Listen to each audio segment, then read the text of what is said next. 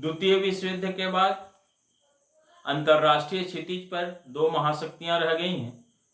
प्रथम संयुक्त राज्य अमेरिका, दूसरा सोवियत रूस। दोनों महाशक्तियों के बीच के संबंधों को अभिव्यक्त करने वाला सबसे अधिक उपयुक्त है शीत युद्ध। आज हम शीत युद्ध का अध्ययन करेंगे। शीत युद्ध शब्द से सोवियत संघ, अमेरिका, शत्रुतापूर्ण, तनावपूर्ण अंतर्राष्ट्रीय संबंधों की अभिव्यक्ति होती है। शीत युद्ध की परिभाषा देते हुए पंडित जवाहरलाल नेहरू ने कहा था, यह एक ऐसा युद्ध है जो युद्ध क्षेत्र में नहीं बल्कि मनुष्य के मस्तिष्क में लड़ा जाता है तथा इसके द्वारा उसके विचारों पर नियंत्रण स्थापित किया जाता है। शीत युद्ध के हम लक्षण देखेंगे। यह राष्ट्र के मध्य व्याप्त स्थिति है। यह दो सिद्धांतों का नहीं अपितु दो शक्ति सोवियत रूस और अमेरिका का संघर्ष है। इसका प्रमुख यंत्र विरोधी प्रचार है। इसका प्रमुख उद्देश्य शत्रु को अकेला रखना होता है। शीत युद्ध की प्रकृति।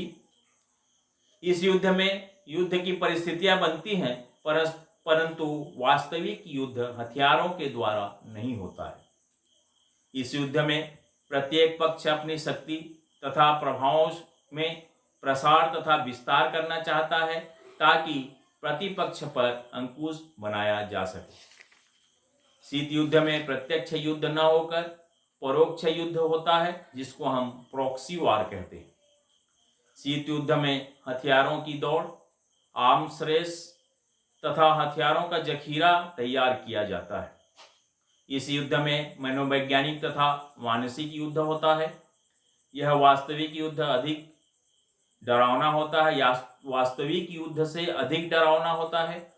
विश्व युद्ध में एवं भय या विश्व जो है युद्ध एवं भय या डर के साए में रहता है।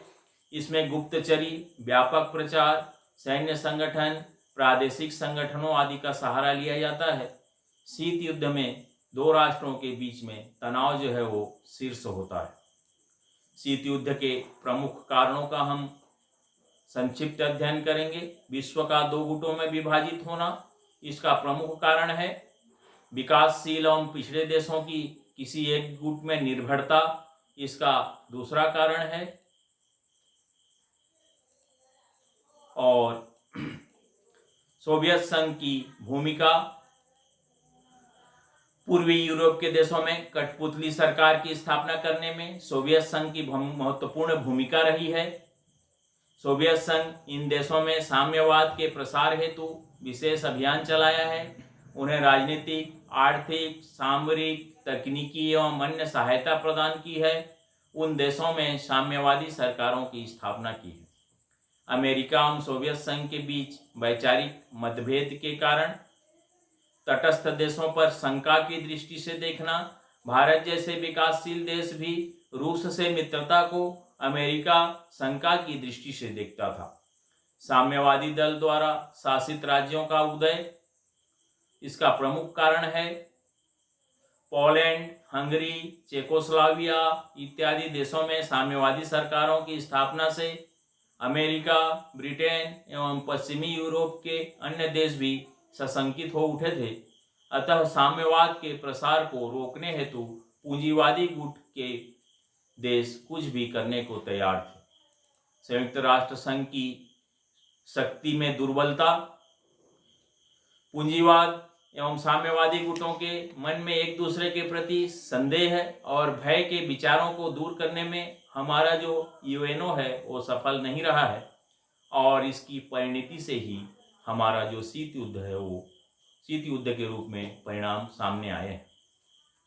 शीत युद्ध से आज के जो परिणाम हैं उसके जो दुष्प्रभाव, नकारात्मक परिणाम के अंतर्गत हम विश्व का दो गुटों में विभाजित होना, अमेरिका और रूस, इस द्विगुटीय राजनीति के चलते अंतर्राष्ट्रीय समस्याएं उलझनपूर्ण बन गई थी, जैसे कोरिया विवाद, वियतनाम समस्या, अरब इजराइल समस्या, कश्मीर समस्या। आतंकवाद, आतंक और अविश्वास के दायरे में विस्तार, संयुक्त राष्ट्र संघ के कार्यों में अवरोध या रुकावट उत्पन्न करना, संयुक्त राष्ट्र संघ महाशक्तियों के राजनीति का अखाड़ा बन गया, जिन अखाड़े में वीटो का खुलकर दोनों महाशक्तियों के रूप में प्रयोग किया गया। परिणाम यह हुआ कि चार्टर में उपयुक्त संशोधन भी नहीं हो सके और शीत युद्ध के वातावरण में वाद विवाद बहरों के संवाद बनकर रह गया। सैनिक संधियों एवं शक्तियों का बाहुल्य, सामूहिक सुरक्षा व्यवस्था की असफलता, आणविक युद्ध की आशंका, मानवीय कल्याण के कार्यक्रम की उपेक्षा। शीत युद्ध के नकारात्मक का ये अध्ययन हो चुका है। अब हम सकारात्मक परिणाम का अध्ययन करेंगे संक्षिप्त रूप से।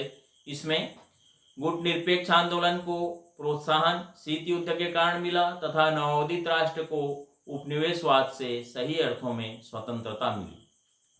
सुरक्षा परिषद से शीत युद्ध के कारण शक्ति महासभा के हाथों में आई, क्योंकि कोई भी महत्वपूर्ण प्रस्ताव परिषद में वीटो राजनीति के कारण पास नहीं हो पाया। शांतिपूर्ण सह अस्तित्व की नीति को बढ़ावा शीत युद्ध के कारण मिला है। शीत युद्ध के प्रभाव के कारण विश्व राजनीति में शक्ति संतुलन स्थापित हुआ है। शीत युद्ध के कारण तकनीकी, संचार, प्रौद्योगिकी, आणविक आदि क्षेत्रों में विशेष प्रगति हुई है। शीत युद्ध के कारण राष्ट्रों की विशेष नीति में यथार्थवाद का आविर्भाव हुआ है।